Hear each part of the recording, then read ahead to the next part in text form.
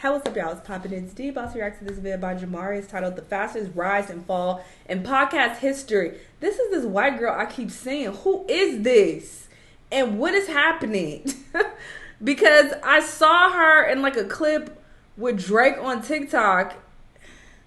I even feel like I know her. Isn't her name like Bobbi or something? Or am I making that up? Am I thinking of another white girl? I think this is the white girl.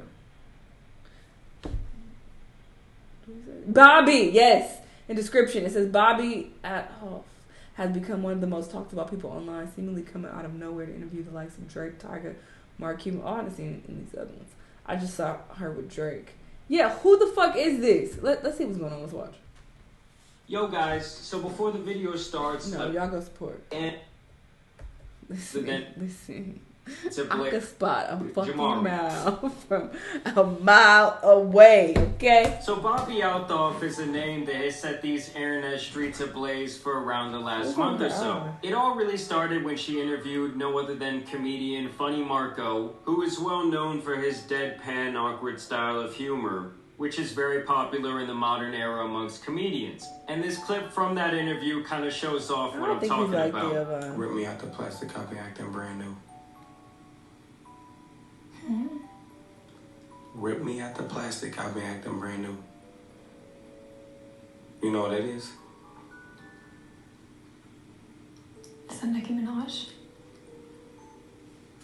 So as you guys can see, there's not really much to it. It's just like an hour of this back and forth awkward banter. But like I said, this type of thing is very popular. I don't find it to be very funny, but a couple of these clips went absolutely viral. And after this, we would soon see her get the attention of Tyga, Drake, Lil Yachty, Mark Cuban, and all of a sudden, in the course of like 30 days, she suddenly had one of the hottest podcasts on earth. Now, obviously, this led to a lot of people speculating that she could actually be the world's very first industry podcast plant. This is something that has been very common within the music industry, where an artist comes out and sees this astronomical rise, and suddenly they're getting features with some of the biggest artists on the planet, and basically just getting these opportunities and looks that people would not typically receive when they're first starting to get some buzz around their name. And this is where the term industry plant comes from, because people feel like there's somebody in the background pulling these different strings and controlling the career of this person to make them basically come out of nowhere and seem bigger than life. You see, this woman started out on the mommy TikTok side of things, making videos like this, where, you know, she still kind of shows off her awkward side. It's almost like she's making fun of the moms at TikTok. And basically, I would say that she was kind of doing the same type of dry humor. Stop looking awkward. You look awkward. Smile. Just look entertained then. Play with your ring or something, look entertained, do anything. Maybe just go to the bathroom, maybe that would be better. Yeah. Wash your hands, but don't wash them too long. Make sure it's long enough that they know you washed your hands for the full time, but not too long.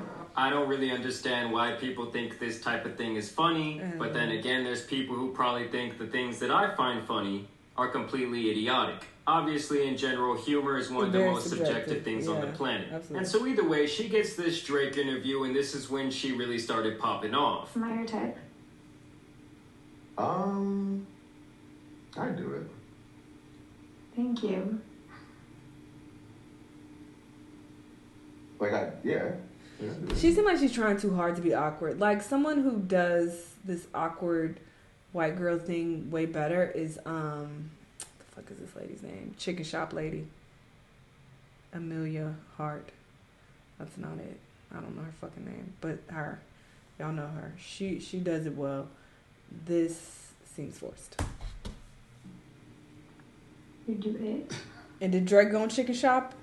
I asked him your type, and he said I do it. If he didn't, she's an absolute industry plant. And so it was basically just an hour of this awkward situation. And obviously this is where the industry plant speculation began, as people wondered, how is this girl who's only on her second podcast episode ever get Drake as a guest. We know by now that Drake does not like to do interviews. Any statement that comes out from him at this point is very controlled. When it comes to these type of things, he gets the final edit. They're filming on his cameras. He has the memory cards. And basically he just has a stranglehold over the content. I guess what I'm trying to say is this man would not just do an interview with anyone. And so for him to choose her of all people to do this interview with, people found that to be very fishy. You know, it'd be one thing if she was like a DJ. I was about to say, he ain't even did one with his biggest fan.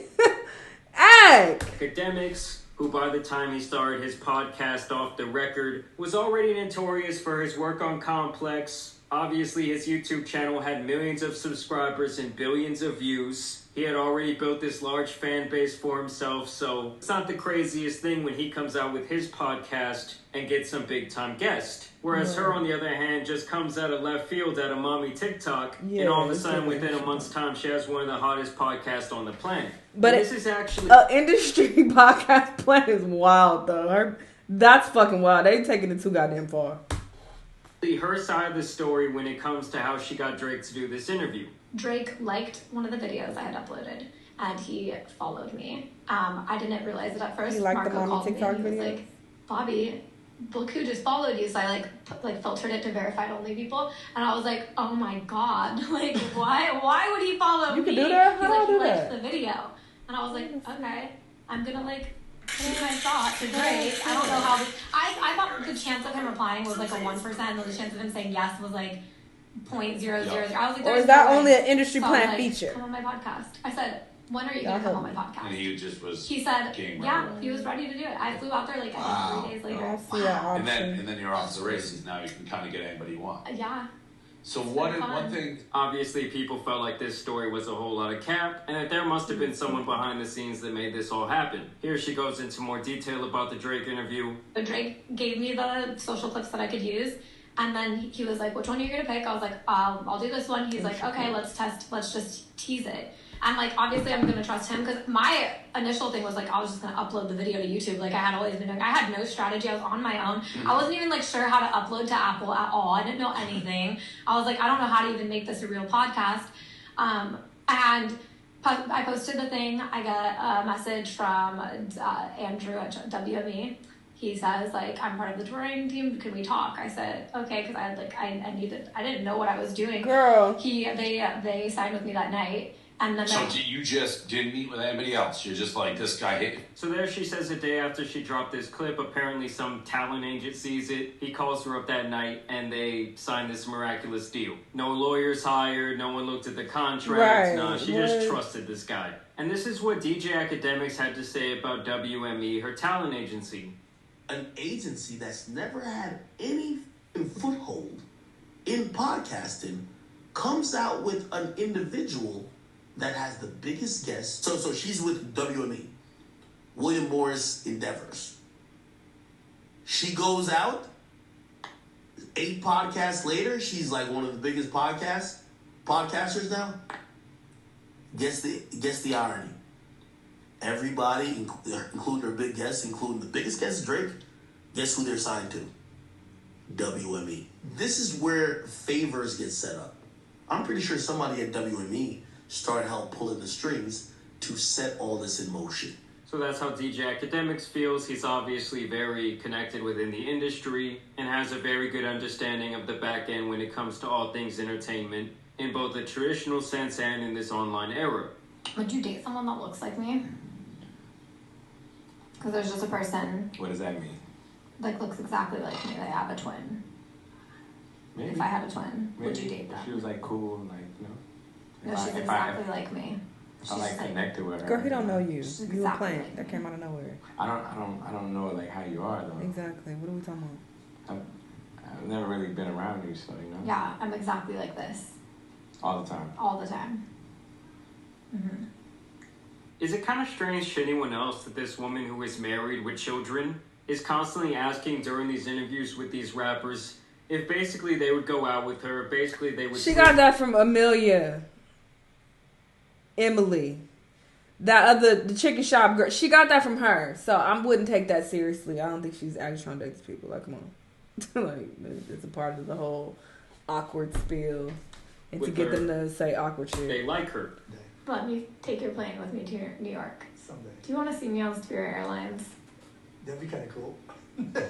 And just a kind of unrelated Mark. side note from that interview, Mark Cuban, why Yeah, are your that feet feet's so dirty. fucking dirty? Mm-hmm. You were so goddamn rich that you could pay someone a very nice salary to wash your feet. Now, you might get some freaks Oh my within the God, why would you application show process, him? Oh, but I'm sure please you could stop. hire someone else to vet out all the freaks. As a matter of fact, your feet should never be this dirty. My feet have never looked like this in my entire life. Like, if you're watching this video right now, I want you to look down at your foot. If it looks anything like this, like if it resembles a fucking bruised banana, you need to reevaluate your life choices. Either way, guys, the drama really started when she did this interview next to a Little Yachty.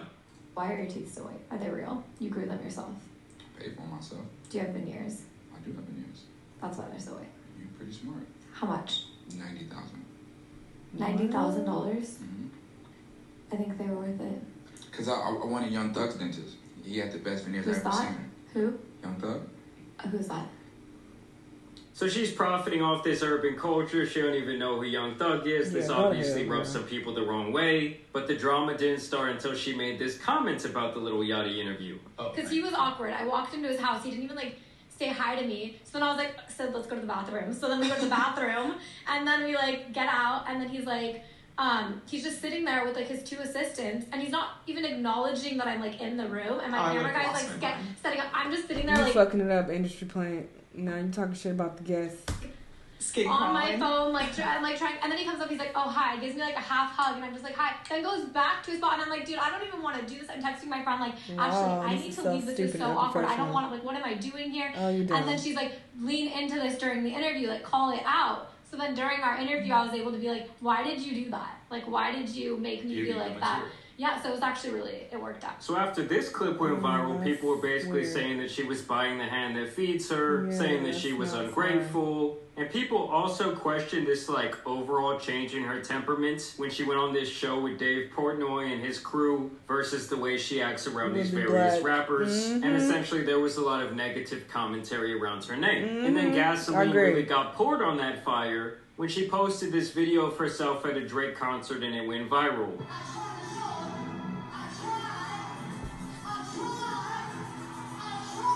Yeah, this is weird. She's a I mean, I won't weirdo. lie to you guys. This video actually made me like her a little bit more. I love how Drake's in the background. I tried. Yeah, what song is that They're even? trying to hype up the crowd, and she's just in there with this bold face expression. No, I don't like it because, bitch, you are trying to profit off of these fucking black celebrities that you clearly don't know that well. But now you posting yourself I don't even know this and I don't care. Why am I here? Why the fuck you go to the concert then? I don't give a fuck. Trying to be funny or not, I just feel like it's weird. It's weird and I don't like it. Especially because I feel like it definitely comes from a place of this actually happening. This is very common where you have non-black people who they want to profit off of or benefit in some type of way off of, black culture in one way or another, but they don't actually fuck with it. They don't actually like, you feel me, our people. And that's just kind of what it's given. I'm not saying she racist or anything like that, but I'm just saying it's just weird. I don't like the energy. I don't like it. I don't like her. After he literally gave her an entire career. Exactly. He fucking gave you your first interview that went viral. So it's just the fucking audacity, the causacity. How you say it? That's what it's giving. So this was double biting that hand that feeds you. Kind of saying hey, I came to your show and it was so shitty that I had no expression the entire time. And then people noted that after this concert, the two unfollowed each other on Instagram, and the interview was deleted from YouTube. Drake. So then people obviously started suspecting that these two have some serious beef. Dave Portnoy once And you again... talking about, Lil Yachty, and that's his bestie. So he oh no, it's fuck you now. You disrespecting me at my concert, and you don't fuck with the bro? Oh, you gotta go. Drama. Sylvana's I heard that Bobbi slept with Drake and is getting divorced, so I asked her. I DM'd Bobbi. What? You asked her, did you sleep with Drake and are you getting a divorce? Yeah. She's I'm not commenting on that publicly. Wait, so you just outed her? Oh. You just outed her, not public comment? And so that was the rumor going around, was that she smashed Drake backstage. and that she'll now be getting a divorce from her husband. Well, she responded to those claims via her Instagram story saying, I didn't even want to do this podcast, and she's talking about the podcast with Dave in the first place, and now so much negativity is coming from it. I'm going to leave it alone after this, but this is the uncensored DM between Dave and I. My girlfriend says you hooked up with Drake and got divorced. I'm saying that is not true. Here's this boy Dave getting the scoop saying, my girlfriend says you hooked up with Drake and got divorced. I am saying that is not true. And then she says, I'm not commenting publicly, but off the record, you're right, that is not true. And so at this point, we really don't know what the truth is surrounding this woman. We don't know necessarily what's real and what's fake when it comes to her whole story, her whole arc. She really likes to go with this idea that she's broke, that she's not making any sort of money off these podcasts, that everything has been organic up until this point, that she just was shooting her shot with Drake and he said yes. But as of right now, like if this ends up being her actual downfall, it has to be one of the biggest rises and falls that we've ever seen within the podcast space in this short amount of time. I mean, with podcasting in general, I feel like it's kind of a slow burn. It's not very often that you see someone come out with a podcast and it's just like a smash hit, even if said person is a celebrity or a big comedian or anything like that. But I want to know what you guys think about this. She's definitely a plant. And she's a disrespectful plant. I don't like her, all right?